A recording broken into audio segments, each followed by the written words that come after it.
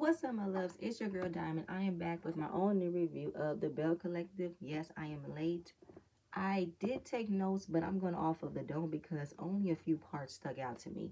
So we start off with Lateshia and Latrice. They're still at Gucci's giveaway. Lateshia pulls Latrice to the side to tell her and check on her to make sure she's okay. How are you feeling? Because lately we've seen Cliff. He's not been acting himself.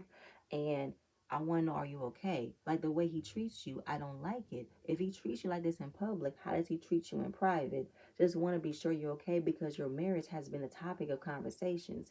Now, Latrice did break down and cry because she admits her husband is controlling. He does treat her like a child, but she keeps on deflecting by saying nobody's marriage is perfect. We're still working through things.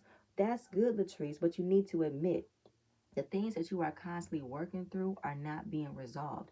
It's the same cycle of Cliff not treating you like an equal, treating you like a child. You have to resort to removing yourself from your own house because you don't feel like you're in your own space. You don't feel like you are an adult. So you leave to get that space, which isn't good. It isn't healthy. Now, as far as the message of Lateshia coming to you to want to comfort you and be a friend to you, I don't sense Lateshia is the right person to give you that comfort because Letitia's in the same exact boat as you are. But Glenn's in the same age bracket as her, but he still treats her as if she's not going anywhere. Him cheating on her, the paternity test, him rushing her to get over it because he doesn't like what he's done, but she's not going to admit that she got problems because she doesn't want to put energy into that. She'd rather put energy into your situation. So I felt like right message, wrong messenger. The stuff that Glenn puts Lateshia through, she has no business telling anybody else how they should move forward in their marriage if she's not going to do the same thing. So moving on from that, then we got Gucci bringing Sanjay and Star or Sky to the side, but it wasn't to apologize. It wasn't to see how things have progressed since she's filed charges on Selena. It was just to make sure she was in the scene talking to the girl so it could look like they're on to a better place. For JJ to see that they're moving on to a better place, but no. Sanjay and Sky was like, we just want to make sure everybody got a good Christmas. That's it. Okay. Obviously, Gucci has not been keeping in contact with the girls because I think Star or Sky is graduating, but I don't care. Gucci, you're not going to act as if you had every intention of talking to those girls because you know for a fact they don't see it for you right now because you filed charges against their mama and you're still not taking accountability for the part that you played in when it came down to the fight between you and Selena. So you can miss me with that, Gucci. Moving on from that, then it was Tambra and Lateshia. Lateshia went to Tambra's radio station to promote her book and promote her brunch. Tambra, you are a better woman than me. I would not have allowed Lateshia anywhere near me, nor have any access to my platform of what she did. Because you have every right to feel like I'm on the fence. I do want to support. I do want to do my part and be in this sisterhood. But ever since she met up with an ex of mine that I haven't spoken to in years, she knows what happened. I'm on the fence of trusting her, let alone her using my platform to promote what she got going on. And you have every right to feel like that. I wouldn't trust Lateshia. I would use a long wooden spoon to deal with her because I don't think I would have forgiven her so quickly and so easily. I would have been acting very short with Lateshia. Probably why Tamara has not been in a lot of scenes ever since her meetup with Lateshia and her apologizing for meeting up with her ex. And Lateshia, you're using every bit of the Bill's platform to promote what you got going on, but you don't show up for them. Not really. When Latrice said that you have been a good friend to her, I was like, when? This entire season, she has allowed for Marie and Gucci to talk so much shit about you, and she hasn't said nothing to defend you. When it came down to Gucci and Selena's fight, she wanted to check you, as if you were the one who set up Gucci to get fight to fight Selena, when that wasn't the case. So Lateshia is not a friend. She's fake. She's selfish. But when promoting her brunch and promoting her books, Why Side Chicks Are Winning, that thin ass pamphlet you call a book is supposed to be about your life experiences, what you went through in your marriage, but it's so small. What have you gone through that has perfected what you got going on now? Because to me, you haven't completely gone through or healed from what you've been through in your marriage with Glenn. You're still back in the same boat. We entered this season of Glenn still talking to women. We entered this season of Glenn following you, recording you, rushing you to move forward. So, what advice could you give to other women on how to move forward in their marriage if you haven't moved forward in the issues in your marriage? Yeah, it ain't gonna work. Um, Moving on from that, because I wouldn't have trusted Lateshia with my platform. I wouldn't have trusted her with a damn thing. And she knows for a fact that she's not in the not so solid place with Tambra, but baby steps. I'm still waiting for Marie to apologize to Tambra, because Tambra is still owing an apology from Marie and an explanation. Moving on from that, we have Latrice headed over to Goddess Link to talk to Josh about setting up a intimate gathering, inviting all the Bells and a few other people to surprise them that her edge control will be in over 120 stores. That is a huge accomplishment. Congratulations to Latrice. But it's to also prove to the ladies that while I have marital issues that you guys are definitely aware of, you can't say I'm not about my business. It's the proving mindset that Latrice has to deal with, because she is young, but I feel like that's what makes her a target, because she is young. She has a successful business. Yes, she might have a toxic marriage, but these other ladies are putting themselves in a competitive mindset to compete with her, which they shouldn't do. And Josh pretty much said, tell her straight. Why would you invite all the girls? You know they don't like you. Which is the truth. Let's you said it yourself. When it came down to you telling Josh about not telling them your business because you know how they are with you. You know they don't like you. So why would you invite them? Because Latrice is doing a killing with kindness. I'm going to support them no matter what they say about me, no matter how they feel about me. I'm going to do my part and support them. And if they don't come, that's totally fine. But I'm still going to do my part and support everyone else, invite them to my events. If they don't like it, that's on them. I was like, okay. And Josh had the question as to why aren't they having this small gathering at the new building? The new building isn't ready. Cliff is being petty because since she didn't tell him about the deal, he decided to walk out on him fixing the building for her. Now she had to ask her brother Derek to do it, but her brother is in trees. He cuts trees, telling him she wants marble flooring, she wants marble this, and she wants it done by spring. Latrice, it was bad enough that your husband, who acted as if he didn't want to do it but wanted to do it, because he made it seem as if you wouldn't know what to do if you was to hire a construction company, which pissed me off. Cliff, if you don't want to help your wife with this building, then let her hire a construction company, and don't make her feel bad that she didn't think of you. That's all Latrice does. She thinks of you first before you get mad at her. But when she doesn't do it, you make it seem as if she's going behind your back. She's betraying you. She's doing this and doing that. If she needs her building fixed, she needs to hire a construction company. And since you're not in construction, you need to get out of the way. Stop complaining. Are you cutting the check? Is that why you're mad? Or is she cutting the check? Latrice, get your coins in a row. Hire a construction company. Give them the timeline of when you want this fixed and get it over with. I don't want to hear about how your building isn't fixed by next season because Zaddy is still in his feelings. Fuck his feelings. It's about you and your business. I ain't got time for that.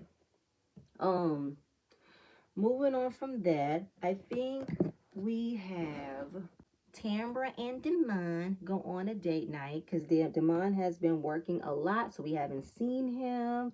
This is pretty much a celebratory of them moving forward in their relationship because Damon has decided to redesign the master bedroom so that way Tambra can feel more comfortable living there. It's like her own personal apartment because in the beginning she wasn't fully comfortable living with him because she's never lived with anybody before. So he's made it comfortable for her. He's made it so that way she doesn't have her own cat cave, as she says, and gives him a compliment that he's becoming the herald to her Catherine. Harold and Catherine are her parents. They've been married for over 50 years. She has grandparents who've been married that long, and that's a huge compliment to put you in the mindset that you are like my father, how he is with my mom. You are becoming that man for me. What got me is, Tambra, you spend this entire season trying to remove yourself from Damon because Damon has not shown up in the way he was supposed to. He had you move in, but still no engagement ring. Still no talks about wedding, marriage, kids. You were confused and questioning whether or not this is the man for you. But as soon as he decides to spend a whole bunch of money, redesign the master bedroom, making so you're comfortable, now he's becoming the man for you. Now he's becoming that guy that you've been waiting for, but you still have not gotten the ring. So for me, it sounds like you switched up your standards from what you said in the beginning. But I'm not gonna lie, that scene was very nice. It was very soft, very romantic, and word on the street is that you're pregnant. You know, we've seen you drink a whole bunch of water. I'm thinking that you're trying to have a change of heart now is because you're pregnant. So you're gonna accept what you can in this moment, because are you gonna be prepared of raising this child without having the marriage, without having the wedding? I don't know. Will the marriage come after the baby? I don't know. I'm just saying allegedly, because that's what's the word on the street is, all right? But moving on from there, we got Akeisha headed towards the doctor's office to check on her blood pressure. Gucci is there for support. We find out that Gucci lost her mom at 6 years old due to health problems. And it got me wondering, how did Gucci grow up without a mother figure? Who helped Gucci grow up to be a woman? And did that have anything to do with how emotionally unavailable she kind of is with her daughter? And how the way that Gucci's mind tends to operate when it comes to being an example, as she says, towards other women, towards other girls. I'm just asking a question because it does take effect on how she isn't there for her daughter as she should be, because I don't believe that she didn't have that for her. But being there for Akeisha is cool. Um, Throughout this visit, her blood pressure has gotten down. She's happy about that, but wondering, has any other factors taken place of you having these headaches? How is your anxiety? She said my anxiety is through the roof because she is an older mom. She's always watching over her kids, and she's afraid of something happening when they're not under her care. And he reassures her, you are a good mom. It's going to be okay. And that's pretty much been her entire anxiety, her fear of becoming a mother, because she's wanted to be a mom for so long. There's been challenges. And when she finally got the blessing, she wants to be there. She wants to be, you know, there for her kids, which I can understand. And he requested maybe a low dose of anxiety medication. And she said, no, I want to resort to every other option before going to medicine, which I have no problems with, because you don't want to become attached to pills when you're trying to get your anxiety level down, your depression down, any form of stress factors. You don't want to resort to medicine. And as far as eating better, healthy, exercise, Gucci is on top of that. That's the one thing I cannot take away from Gucci. Gucci will be there for you when it comes to you eating better, but it's the other stuff that gets on my nerves.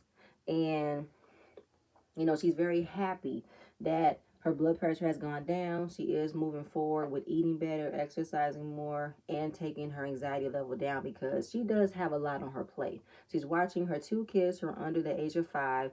Willie be traveling to New York for work. She's trying to get Ferris off the ground. She got another restaurant she's trying to get a handle on. She has stress all over the place, and I'm not mad at her because I deal with those same stress she's dealing with. I'm a mother of 2 myself, under the age of 10. I have my kids. My kids are in school. I have college that I'm going to be starting next week. My husband's a truck driver. Everything falls on me because I'm here, he's not. So I can understand her anxiety and stress level. I really can. But I'm very happy for Akeisha that her blood pressure is down and that she's moving forward into eating better and doing better so she can live here longer to be there for her kids. And we're going to move on to, it is now Latrice's small little surprise. I don't believe Marie came knowing that she got an invite, but she's never been to anything Latrice has invited her to because Marie is petty. Akeisha didn't make it, so it was Tambra, Gucci, Lateshia, and a few other people. The way that Latrice set the whole thing up was to maybe give them in the area that she could be pregnant, because she said, I got a little surprise. You know how me and Zaddy been talking about kids and how I'll be the perfect mother, but this isn't that. I'm letting you guys know that my Edge Control will now be in over 120 stores. Yay me. And it is yay. Congratulations, Latrice. Gucci, when Gucci came in, first of all, Gucci came in to me a little bit overdressed. I mean, she wore this black latex dress, boots, and she had this tacky Gucci necklace that I thought was too much. But the way that Gucci has been walking around, taking her daughter with her, is giving you want your daughter to see how you act and how she can pay attention to other people's behavior, because you got your daughter convinced that you're such an angel, you're such a sweet person, you're such a lady, you don't start nothing, you don't engage in anything, and you're trying to make sure your daughter sees you in the best behavior, because we know you've not been on your best behavior this entire season. But Gucci in a confessional talking about how she was happy to receive the invite from Latrice, but she wanted to be there to support her, but also to one up her. I said, what? Gucci, how old are we? What do you mean one up her? You're not in the same field. You're in fitness. She's in beauty. Why are you putting yourself in a competition with someone younger than you? What does that mean? Gucci, like, you have a competition with other women, and I don't understand why. It's giving jealousy like it gave Selena. And I don't know, the way that you took something so little between you and Latrice and it added so much fuel, it added so much hatred and vitriol you have towards her over a situation that's not even that deep. And that you've had multiple conversations to resolve it, but you still decide to stay mad. You still decide to be petty, passive aggressive. You jumped on the bandwagon with Marie to have such disdain for Latrice. I don't get it. It doesn't make any sense to me. Like, it's just annoying. And you in the confessional, when Latrice is talking about how I know we all got our issues, but we support one another. I care about you ladies. When she said that, you wanted to see as if someone wrote that for her, because you know Latrice, she likes to have her speech rehearsed and all this and that. Someone wrote that for her, because I don't believe it. Bitch, if you wanted to nitpick on every single thing Latrice has done, why even show up? Why? Why show up to her event if you're going to nitpick at the genuineness of what she gave you? If you're not going to be there to support, like, you shouldn't have shown up. Oh, Sophia, Shante, Gucci, get on my face with this. I swear to God. Because what's killing me is, Gucci, you still have not owned your part in reaching out to Latrice and giving an apology for you messing up her event. You still not have done that. But she reached out to you when you fought Selena. She cared enough for you, but you didn't even believe she cared enough for you because you wanted to send a screenshot of the message she sent you. Here you are trying to dissect and see if she's being genuine of caring about you, wanting to support you. It's just like, girl, you are a misery loves company, bitch, just like Marie. Just like Marie. I was literally looking at my screen. I said, Gucci, if you feel all of this, why even show up? But you wanted to show up because you wanted to check. Because you ain't had no other scene. You ain't had nothing going on. Everything from the beginning of this season till now has been about Latrice. You had no storyline this season. You had none. And that's annoying as hell to me. But moving on from that, because I got more for you. It ended off with Letitia's empowerment brunch. All right. Now, Lateshia had invited a list of panelists for her to be a part of the brunch, right? There was a whole line around the corner, and when it came down to bringing everybody onto the stage, she gave her panelists a round of shots. Latrice is still not comfortable with public speaking. She gets nervous. She's been mentoring under Lateshia, but she wanted something to loosen the nerves, so she took a shot of Remy. Everybody else took vodka. Now, I thought that, Lateshia, maybe you should not have given your panelists liquor, because I don't think that was right for you to do. But hey, you don't do nothing right anyway. So when they all sat down, you went one at a time to introduce every woman on stage, but you went way too much, kissed way too much ass for Marie to come on stage, calling her Rick Ross. She's the richest one here. Give it up for Marie Monroe. I said, you did all of that for her to come on stage. Okay.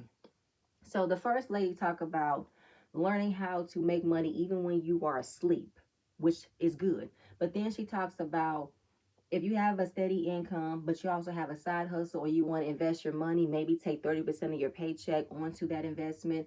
That's not always a guarantee that that investment is going to give her a return, an interest rate. So 30% is a little too high to give based off the economy we live now. So a little can go far, but you have to make sure a little makes sense or more makes sense even if you don't have it. Um, Moving down the line, Marie talks about, if you have a goal or you have a passion, go towards that passion, but make sure it's what you want. Don't copy someone else's passion, someone else's ideas. Then when we got to Latrice said, let's be for real here. No one wants to work a fucking 9 to 5. Lateshia and Marie and Gucci overreacted to Latrice saying no one wants to work a fucking 9 to 5. Latrice did not like that. She said F fucking 9 to 5. But I feel like it's the truth. No one wants to work a fucking 9 to 5. Even the people who are in 9 to 5s don't want to work a 9 to 5. Hell, no one wants to work a 10 to 4, a 9 to 3, 11 to 4, 10 to 8, 2. Like no one wants to work any of those inconsistent hours that's filled with overworked, overloaded stuff. You don't get a consistent pay. No one wants to deal with all of that. So the fact that y'all want to spin it and make it seem as if Latrice is coming down on people who work a 9 to 5 says you guys look for any opportunity to make fun of Latrice, to talk about her because you guys don't have anything else going on. It was a full video of what Latrice actually said. And she did say that, but she also said, I don't begrudge people who still work a 9 to 5 because stepping out as an entrepreneur is a hard thing to do.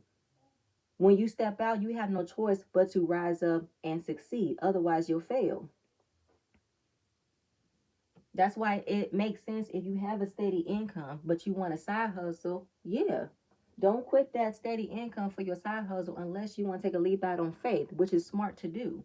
And who else is in the audience right now? Women who work a 9 to 5 and don't want to stay working a 9 to 5. They want to learn. They want to receive tips and tools on how to escape working 9 to 5 to be their own bosses. So for Marie, Lateshia, and so Gucci to act as if Latrice was slurring and tipsy and speaking out of turn, talking down on people about working 9 to 5 is some bullshit to me.